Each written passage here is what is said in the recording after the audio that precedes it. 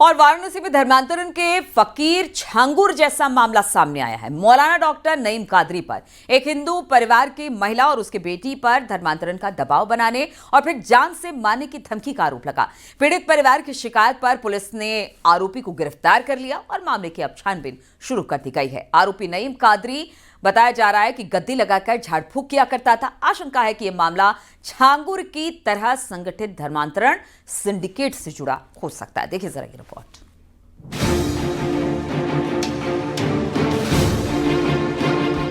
वाराणसी के सिगरा थाना क्षेत्र में एक सनसनीखेज मामला सामने आया है। यहाँ मौलाना डॉक्टर नईम कादरी पर एक हिंदू परिवार की महिला और उनकी बेटी पर धर्मांतरण का दबाव बनाने और मारपीट करने का आरोप लगा है। पीड़ित परिवार की शिकायत पर पुलिस ने आरोपी को गिरफ्तार कर लिया है और मामले की जांच शुरू कर दी है। पुलिस को आशंका है कि ये मामला जलालुद्दीन उर्फ छांगुर केस की तरह संगठित धर्मांतरण की साजिश से जुड़ा हो सकता है। धीरे धीरे इसके अवैध धर्मांतरण की भी परतें खुलने लगी हैं। बताया जा रहा है कि पीड़ित महिला को पहले लालच दिया गया कि वो अपनी बेटी का विवाह नहीं बल्कि निकाह कराए। यही नहीं, उसके बेटे के लिए भी दबाव बनाया गया कि उसका भी खतना कराया जाए और उसका भी मुस्लिम रीति रिवाज से निकाह कराया जाए। जब इस बात पर महिला ने आपत्ति की तब उसने डराया धमकाया और यहाँ तक कि जान से मारने की धमकी भी दी है। वाराणसी के सिगरा थाने में अब उसके खिलाफ मुकदमा दर्ज किया गया है और आरोपी मौलाना को गिरफ्तार कर लिया गया है। जब परिवार ने धर्मांतरण से इनकार किया तो नईम कादरी ने कथित तौर पर महिला और उनके परिवार के अन्य सदस्यों के साथ मारपीट की। घटना से आहत परिवार ने वाराणसी के सिगरा थाने में शिकायत दर्ज कराई। पुलिस ने कार्रवाई करते हुए आरोपी को हिरासत में ले लिया। पीड़ित महिला जयप्रकाश नगर की रहने वाली है। साल 2010 में पीड़ित महिला की तबीयत ज्यादा खराब हुई। इलाज से राहत नहीं मिली तो महिला और उसका परिवार अंधविश्वास के चक्कर में फंसते हुए नईम कादरी के झांसे में आ गया। नईम कादरी वाराणसी के चेतगंज का रहने वाला है और नई सड़क पर दवा की दुकान चलाता है। नईम कादरी झाड़ फूक भी करता है। पीड़ित महिला दवा के साथ साथ नईम कादरी से झाड़ फूक भी करवाने लगी। इस बीच महिला को थोड़ा आराम हुआ तो उसने नईम कादरी पर भरोसा करना शुरू कर दिया। बस इसी भरोसे का फायदा उठाकर नईम कादरी शोषण करने लगा और धर्मांतरण का दबाव बनाने लगा और मेरे साथ गलत करते थे, मेरा शोषण करते थे। जब हमने इनसे कहा तो इन लोगों ने हम लोगों को मारने की धमकी दी। डॉक्टर ने धर्मांतरण करने के लिए कब कहा इन लोगों ने? ये बाबा ने आप लोगों के ऊपर दबाव कब डाला? मेरी बेटी जब बड़ी हो गई तब बोले कि बेटी बड़ी हो गई है, शादी लायक हो गई है, आप उसका निकाह करवाइए और बेटे का आप लोग उसका मुसलमानी करवाइए, हम उसका भी निकाह करवा देंगे। तो हमने मना किया तो उन्होंने मेरे पे जोर दबाव बनाया और बोला कि ये धर्म परिवर्तन करो और हम जैसे कह रहे वैसे चलो और हमें बहुत मारे पीटे हैं। तो क्या आपकी बिटिया से निकाह भी करना चाह रहे हैं? अब ये किससे कराना चाह रहे थे वो हम नहीं बता सकते। बस इतना जानते थे कि उनका कहना था कि मुस्लिम धर्म में करना है, निकाह करवाना है और मेरी बेटी का भी मेरे बेटे का भी। सबकी भविष्यवाणी करते थे कि कोई साल में मर जाएगा, 2 साल में मर जाएगा। ये एक अपने घर में गद्दी चलाते हैं, वहाँ गद्दी पे बैठ के ये सिगरेट पीते हैं। इनके घर में जैसे लोग कुछ लोग नाचते हैं कव्वाली बजा बजा के। ये उसकी सारी वीडियो इनके फेसबुक वगैरह पे सब पे वायरल है। इनकी बनारस में ही नहीं बहुत शहरों में इनका गद्दी बना हुआ है जहाँ पे ऐसे ऐसे लोग हैं। हम यही चाहते हैं कि आज मेरे घर परिवार में हुआ कहीं और बेटी बिटिया पे ना हो। ये लोग थोड़ा सा अपराधी प्रवृत्ति के भी हैं और हम लोगों को जैसा कि कल सिगरा थाने पर धमकी भी दी गई कि तो आप लोग पीछे हट जाइए, नहीं गोली मार दी जाएगी।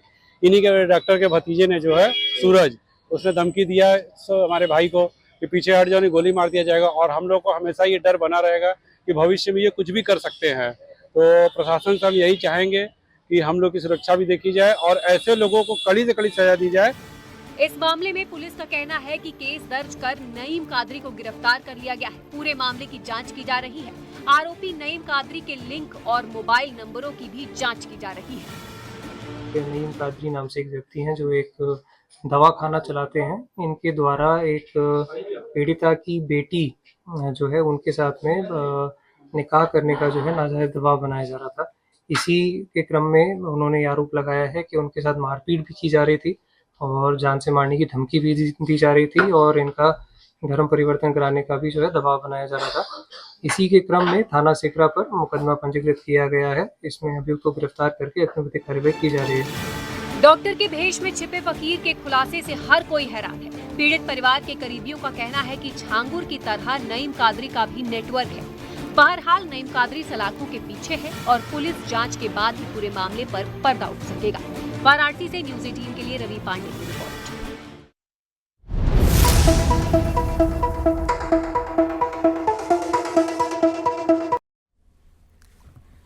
तो पश्चिमी उत्तर प्रदेश में ड्रोन की दहशत बढ़ती चली जा रही है। ड्रोन की दहशत को लेकर हम आपको मुजफ्फरनगर, सहारनपुर, पीलीभीत, बागपत, गाजियाबाद, बुलंदशहर, बिजनौर, हापुड़ 8 शहरों की तस्वीरें दिखा रहे हैं। मुजफ्फरनगर में 2 युवकों को गिरफ्तार किया गया। दोनों कबूतरों के पैरों में लाल हरी लाइट बांधकर रात के अंधेरे में उड़ा दिया करते थे। तो वहीं सहारनपुर में पुलिस ड्रोन की अफवाह को लेकर लोगों को जागरूक कर रही है। ड्रोन का खौफ इस तरह कि गांव के लोग अंधेरा होते ही डंडे लेकर बैठ जाते। अभी तक ड्रोन का खौफ पश्चिमी उत्तर प्रदेश तक ही सीमित था, लेकिन अब उत्तराखंड में भी देखे जाने की सूचना है। क्या है पूरा मामला, देखिए जरा इस रिपोर्ट में।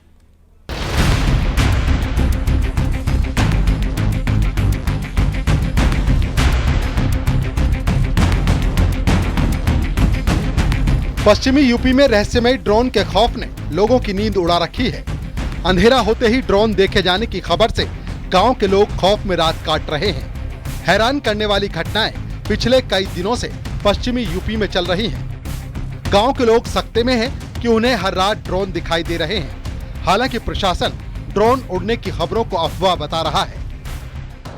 यदि किसी भी प्रकार की अफवाह आपको लगती है तो आप इमीडिएटली उसको 112 नंबर पर बताइए, जिससे कि हमारी गाड़ियों को हमने ब्रीफ किया हुआ है कि वो इमीडिएटली पहुंचेंगी। चौकी इंचार्ज थानेदार सीओस को भी ब्रीफ किया गया है कि इमीडिएटली वो मौके पर पहुंचेंगे और कोई भी व्यक्ति जो है वो कानून हाथ में ना ले और इमीडिएटली किसी प्रकार की कोई सूचना हो, चाहे वो ड्रोन दिखने की सूचना हो। हालांकि कल मैंने यूपी अर्बन 2 के इवेंट देखे थे, केवल गंगोह से 2 जगह से सूचना उसमें आई थी और मौके पर गाड़ी 7-8 मिनट में वहां पहुंची थी। पश्चिमी यूपी में जिन जिन जिलों में ड्रोन देखे जाने की तस्वीरें सामने आईं, उन जिलों में मुजफ्फरनगर, सहारनपुर, पीलीभीत, बागपत, गाजियाबाद, बुलंदशहर, बिजनौर और हापुड़ शामिल हैं। लेकिन इस बीच ये ड्रोन देखे जाने की खबर उत्तराखंड के रुड़की तक जा पहुंची। रुड़की देहात क्षेत्रों में इन दिनों ड्रोन के उड़ने की खूब चर्चा हो रही है। पुलिस का कहना है कि सर्वेक्षण के लिए यूपी से टीम आई है। ग्रामीण क्षेत्रों में लगातार पिछले 2 दिन से ड्रोन की सूचना आ रही हैं कि ड्रोन उड़ रहे हैं। इस तरीके की अफवाहें लगातार चल रही हैं। मैं इस संबंध में अवगत भी कराना चाहता हूं। इस प्रकार की अफवाहों पर ध्यान ना दें। उत्तर प्रदेश के एक सर्वे के संबंध में एक रिपोर्ट हमारे समक्ष आई थी कि वहाँ पर नदियों का सर्वे किया जा रहा है। उसको लेके मुजफ्फरनगर, सहारनपुर में भी इस तरीके की लोगों को प्रतिक्रियाएं देखी गई थी। अभी वो हमारे लक्सर क्षेत्र में और भगवानपुर क्षेत्र में भी इस प्रकार के लोगों के द्वारा अफवाह पर कार्रवाइयाँ की जा रही हैं। मैं सभी से अपील करता हूँ इस प्रकार की अफवाहों पर ध्यान ना दें।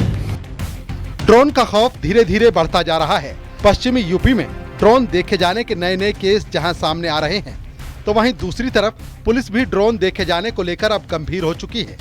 रात के अंधेरे में ड्रोन कहां से आते हैं और इसके पीछे की मंशा क्या है, ये तो खुलासे के बाद ही पता चलेगा। लेकिन इस बीच मुजफ्फरनगर पुलिस के हाथ बड़ी सफलता लगी है। पुलिस ने 2 लड़कों को पकड़ा। पकड़े गए लड़कों के पास से ड्रोन नहीं बल्कि कबूतर मिले हैं। पुलिस भी हैरान रही। जिन्हें अरेस्ट किया गया उनके पास ड्रोन की जगह कबूतर मिला। जब इसका खुलासा हुआ तो पूरी तस्वीर साफ होने लगी। इस तस्वीर को देखिए। दोनों लड़कों के हाथ में एक एक कबूतर है और कबूतर के पैर में लाइट जल रही है। लाल और हरे रंग की लाइट ये कबूतर के पैर में बांध देते थे और फिर अंधेरे में उड़ाते थे। गांव के लोग जब आसमान में देखते तो अंधेरे में उन्हें सिर्फ लाइट दिखती, जिसे वो ड्रोन समझ रहे थे। इस हैरान कर देने वाले गेम का पर्दाफाश हो चुका है। मुजफ्फरनगर पुलिस ने शोएब और शाकिब को अरेस्ट कर लिया है। तो 2 लोग पकड़े जाते हैं, शोएब और शाकिब, जो कि जटवाड़ा ककरौली के रहने वाले हैं और ये कबूतरबाज है। फिर इनसे पूछताछ जब की जाती है तो इन्होंने बताया कि हमारे पास और भी कबूतर हैं इस प्रकार से, जो कि जंगली कबूतर हैं। तो उन जंगली कबूतर को इनके घर से बरामद भी किया जाता है। एक और जो जिस प्रकार के कबूतर में ये सब ये एस्टेब्लिश किया गया था, वो जो इंस्ट्रूमेंट, और वो बताया कि उन्होंने दिल्ली से वो लाए थे। और चूंकि इस समय अफवाह फैली हुई थी तो उस समय इस तरह से वो ड्रोन का अफवाह फैलाने के लिए, न्यूसेंस क्रिएट करने के लिए, लोगों में अफवाह फैलाने के लिए, डराने के लिए तथा सनसनी फैलाने के लिए इस तरह की चीजों का ये इस्तेमाल कर रहे थे। उधर कुछ जिलों में ऐसे मामले सामने आए हैं जहां गांव वालों ने कुछ लोगों को पकड़कर इसलिए पीट दिया क्योंकि उन्हें वो ड्रोन उड़ाने वाले समझ रहे थे। बागपत और गाजियाबाद में ऐसी घटनाएं घट चुकी हैं। फिलहाल ड्रोन देखे जाने के मामले को लेकर यूपी उत्तराखंड पुलिस अलर्ट पर है। लगातार पुलिस ग्रामीणों से कह रही है कि किसी भी तरह की अफवाह पर ध्यान न दें। Bureau report, news 18, UP Uttarakhand.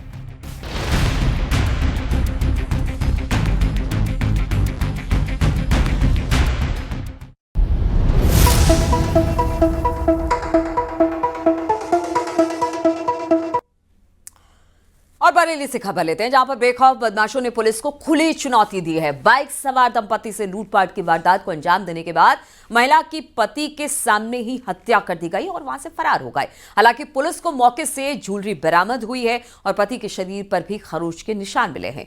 लूट और हत्या का केस दर्ज कर लिया। पुलिस की टीम अब बदमाशों की तलाश में जुट गई है। ये रिपोर्ट देखिए।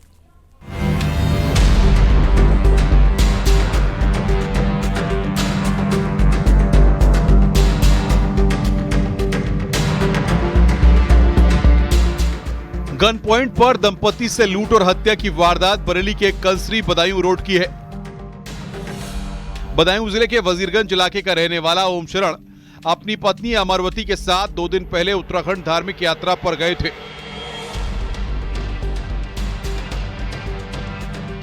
बीती रात वापस आते समय देर हो गई और थाना आमला में एक रिश्तेदार के घर से बाइक लेकर घर के लिए निकल पड़ा। आरोप है कि देर रात जैसे ही दंपति थाना आमला से कुछ दूरी पर कसरी बदायूं रोड पर पहुंचे तो बदमाशों ने उन्हें घेर लिया और पत्नी से कुंडल मंगलसूत्र छीनने के बाद बेरहमी से हत्या कर दी। फोन किया तो उनकी आवाज़ नहीं निकल रही थी, बोल नहीं पा रहे थे सही से। मैं समझा कि एक्सीडेंट हो गया है। फिर इनके यहाँ पे एक दोस्त हैं अनिल यादव एडवोकेट, मुझसे कॉल करने के बाद उन्हें कॉल किया उनने। फिर उनने यहाँ से 100 नंबर भेजी। मैं पहुँचा उसी टाइम, वहाँ पे 100 नंबर मिली हम लोगों को। फिर तुरंत ही उन लोगों ने एम्बुलेंस मंगाई। फिर एम्बुलेंस से लेके आए उनको यहाँ पे। जब वहाँ पहुँचे तो घटनास्थल पर ही वो मतलब एक्सपायर हो गई थी। घटना की सूचना मिलते ही पुलिस ने छानबीन शुरू कर दी। पुलिस अधिकारियों के मुताबिक कई घंटे बाद होश में आने पर ओम शरण ने अपने इस मित्र को घटना के बारे में जानकारी दी। रात में ही पुलिस अधिकारी मौके पर पहुंचे और अपनी जांच पड़ताल शुरू कर दी। घटना के खुलासे के बाद पुलिस की 3 टीमों को लगाया गया है। इस सड़क पर दंपति से लूट और महिला की हत्या की वारदात को अंजाम दिया गया है। वो बेहद व्यस्त रहने वाली सड़क है।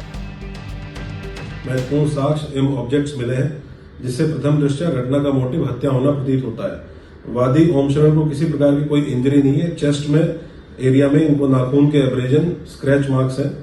मृतका एवं वादी द्वारा धारण किए गए आभूषण, वादी की मोटरसाइकिल, बैग व मोबाइल, ये सभी ऑब्जेक्ट्स घटनास्थल से ही बरामद हुए हैं, जिससे स्पष्ट है कि घटना का मोटिव लूट न होकर हत्या है।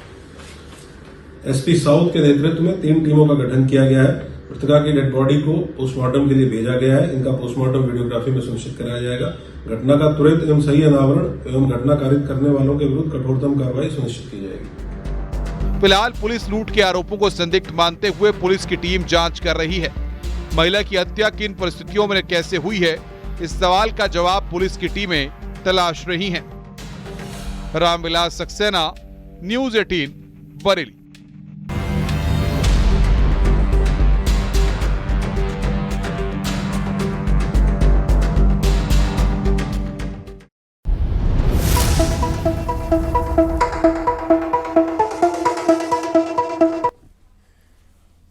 और झांसी में लोन की किश्त न चुकाने पर बीवी को बंधक बनाने के मामले में अब नया मोड़ आ गया। आरोप लगाने वाले पति ने यू टर्न ले लिया और ताजा बयान में कहा कि बैंक वालों ने बीवी को बंधक नहीं बनाया था। दोनों पक्ष में समझौता हो गया और किश्त चुकाने के लिए 3 महीने का समय दे दिया गया।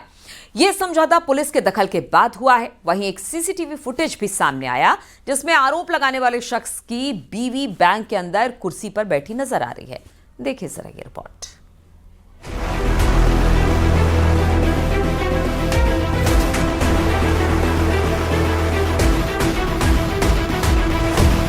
झांसी में मोच थाना क्षेत्र के प्राइवेट बैंक ने बीवी को बंधक बनाने के आरोप लगाने के मामले में अब एक नया मोड़ आ गया है। पत्नी को किश्त नहीं जमा कर पाने के बाद बंधक बनाने का आरोप लगाने वाले पति ने अब इस पूरे मामले में यू टर्न लेते हुए कहा कि उसकी पत्नी को बैंक में बंधक नहीं बनाया गया था। किश्त नहीं जमा कर पाने के चलते बैंक में आपस में बातचीत हो रही थी। बैंक की कुछ किश्तें बकाया थी, जिसको लेकर बैंक कर्मियों ने बैंक में बुलाकर किश्त के बारे में बातचीत की थी। उसकी पत्नी को किसी भी बैंक कर्मी ने बंधक नहीं बनाया था। समझौता हो गया कि अब इनने कही 1 महीना की मोहलत देंगे, हमने कही हमें 3 महीना की मोहलत चाहिए। हमने 3 महीना में आपका पेमेंट हम भर देंगे, जितनी किस्तें ड्यू है उतनी हम आपकी भर देंगे 3 महीने में। इसके बाद कोई विवाद नहीं हुआ, न हमको कोई बैठा रहा था उधर पे। वहाँ खाली पैसा के बाद में वैसा बात ही हो रही थी बस। वो कह रहे थे किस्त हमारी पूरी तो हमने कही अब टाइम देने पड़ेगा आपको। वहीं इस मामले में पुलिस अधिकारियों का कहना है कि बैंक में किश्त जमा करने को लेकर ग्राहक और बैंक कर्मचारियों के बीच कुछ मतभेद थे। बैंक का एक सीसीटीवी वीडियो भी सामने आया है, जिसमें रविंद्र वर्मा की पत्नी पूजा वर्मा आराम से बैठी दिख रही है। विवाद के बीच जांच होने के बाद दोनों पक्षों में अब समझौता हो गया है। बैंक की तरफ से किश्त जमा करने के लिए 3 महीने का समय दे दिया गया है। शिकायतकर्ता और उनकी धर्मपत्नी के साथ बैंक वार्तालाप करने की फुटेज सामने आई है। कहीं पर उनके द्वारा दंपति को मिसहैंडलिंग करने का कोई चीज़ सामने नहीं आया।